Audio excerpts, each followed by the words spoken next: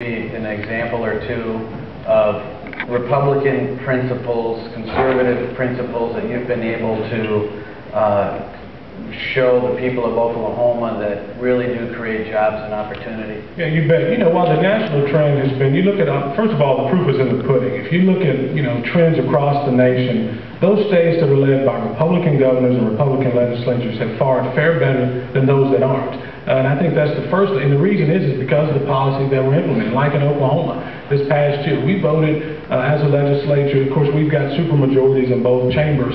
And a great Republican governor, Governor Mary Fallon, who's done a great job of leading the party and leading the state.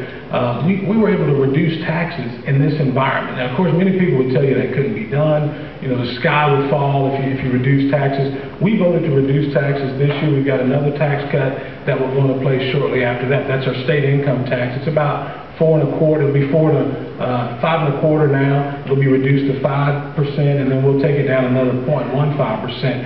When you're in Oklahoma and you're just north of the 13th largest economy in the world in Texas, you've got to remain competitive. And certainly, if you want people to invest more, if you allow people to keep more of their money, what we know as conservatives is they're either going to spend it or they're going to save it and invest it, which is good for the state. That's great for the economy. So that's just one example. We overhauled our workers' compensation system in Oklahoma. We had some of the highest rates in the nation as well as in the region.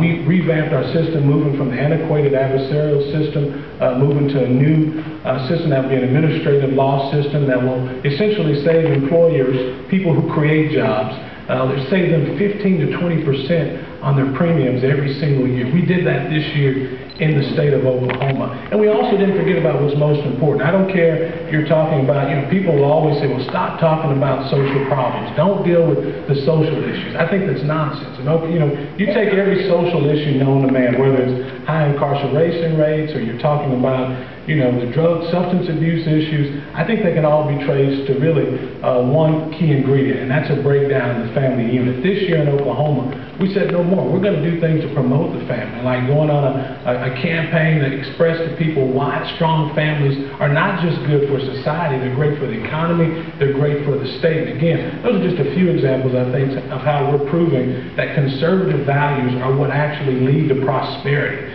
Often we as conservatives,